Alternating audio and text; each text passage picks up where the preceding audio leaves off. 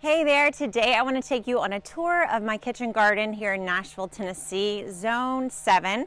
Our last frost date is right around April 15th and today is February 28th. So I want to show you all the things that like to grow in the cool season. So first up in my front two beds, we have nearly planted out the beds for spring. So let me show you what's happening.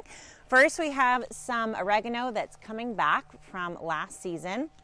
I have some Toscano kale that I just planted and transplanted, some red leaf lettuce, I've got some pansy, I've got chives, some red lettuce that I transplanted from indoor planting.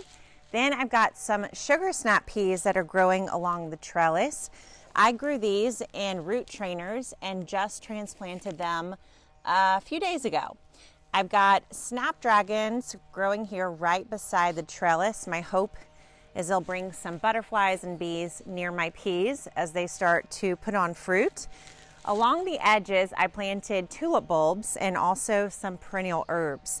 So I transplanted some herb starts like my sage here, and I'm also testing out just some tiny little starts of other perennial herbs too. I've got more red lettuce back here, a little lettuce I think from last fall. And then you can see over here on this side of the bed, I've got garlic that's coming up, 2 rows of garlic. I just planted that a couple weeks ago. I missed my fall planting. And then I've got some Napa cabbage starts that I also transplanted from indoor starts. And basically on this side of the garden, it's pretty much symmetrical. I like to plant my gardens like a mirror. So this bed is almost the exact same as that one. So basically in these beds, we've got some perennial herbs, we've got chives, and then we've got lots of greens. Kale, Napa cabbage, red lettuce, then we have peas and flowers. That about sums up what's going on in these first two beds. Now let's move to the central part of the garden. Here I'm trying to grow some root crops and some small greens as well. These are our shorter beds. These beds are just over a foot tall. I was attempting some 18-day radishes from Baker Creek, but they're kind of not doing it for me. I love French breakfast radishes. They're like my go-to fail-safe radishes. And I thought I would try these because, you know, the promise of 18 days is quite appealing. But I think I'm almost to 18 days and they're just really starting to leaf out. So I know I'm not going to get an 18-day radish. It could have been because it was too cold. But you can see how they're finally starting to produce like that first true leaf. But most of them have been pretty slow to go. So I'm probably going to come back and replant these with radishes, my French breakfast radishes, or maybe just a fast salad green. Back here is another kind of disappointment, and that's my spinach and garlic bed. So the garlic's definitely not disappointing. The garlic is taking off. It's been growing here since November. I planted garlic back in November. So we're at, let's see, we're at about 4 months of growth so far. And you can see it's looking really nice and healthy. The spinach has taken quite a while to come up from seed. You can see the first little cotyledons starting to come up, but it took a long time. I came back and actually reseeded more spinach seed in here because I was like, what is happening? Why is it taking so long? I have a couple of green onions, chives from the fall, and that's mostly what's going on in this bed. So I'm hoping the spinach is going to pick up the pace. You can see this one tiny little spinach leaf. I think this is actually from fall sown spinach.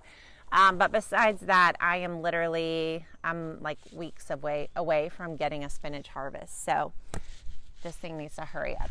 All right, next over on this side, I planted some arugula from seed. I planted this a few weeks ago as well. This too has taken longer than I anticipated. You can see how really they're just starting to put on their second set of true leaves. So they're just kind of going slow, but hopefully they'll pick up the pace. I did come in and add some spring garlic just the other day, mostly to help with pests and also just because I was bored with this bed because nothing was coming up. All right, finally in this small bed we have my spring mix lettuce.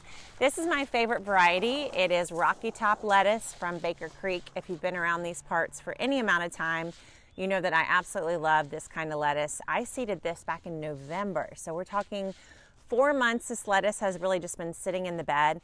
I did come in and replant some little baby greens all around this established green so that I can get hopefully some succession harvest. And I just cut my first salad from this bed today.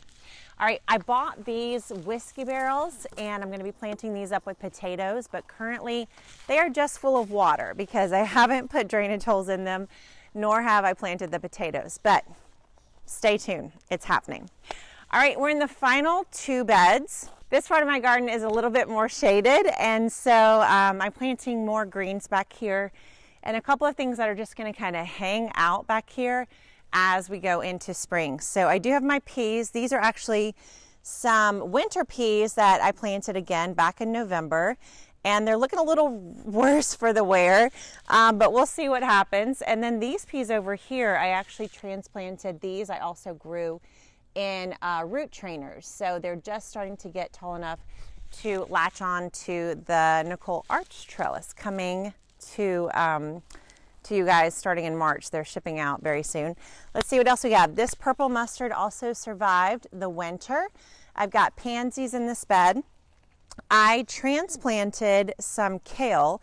I tried out growing some kale in coco coir and it did not get enough nutrients, so I was like just trying to cross my fingers and bring them back to life. And let me show you, they are actually kind of looking okay. So you see this little line right here of all these little kales.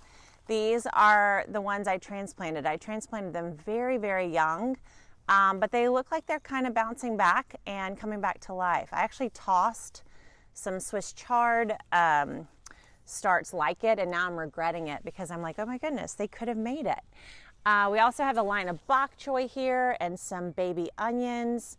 And I think that's about it. Same flowers as in the back.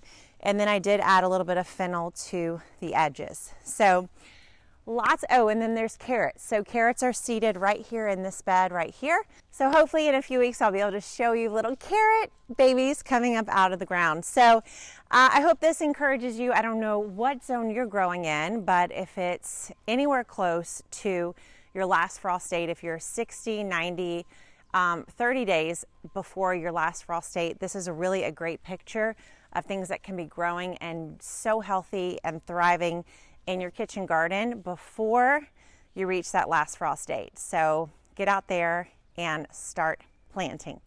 If you love this video, I know you're going to love all the courses we have inside of Gardenary 365. You can start a free trial at gardenary365.com.